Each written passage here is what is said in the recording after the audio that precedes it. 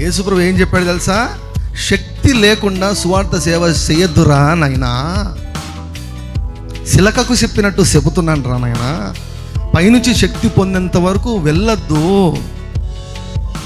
సువార్త చెప్పే వాళ్ళను మీరు కావాలంటే అడగండి, నువ్వు భాషలో మాట్లాడతావని అడగండి. లేదు అంటే అసలు నువ్వు వాక్యానుసారం కాదేది, పద్ధతి కాదేది.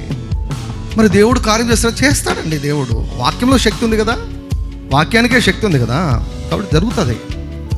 కానీ ఈ కాలంలో అయితే ఖచ్చితంగా శక్తి కావాలి. హల్లెలూయా.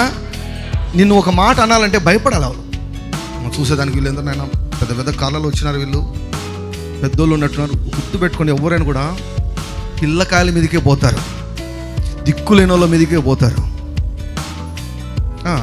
సతీష్ కుమార్ మీదకి పొమ్మనండి, ఎవరన్నా పోనండి. తోలు చెమడాలు అన్నీ ఒలిచి పెడతారు, ఆయన జోలికి పొమ్మనండి. సతీష్ కుమార్ మీదకి పొమ్మనండి,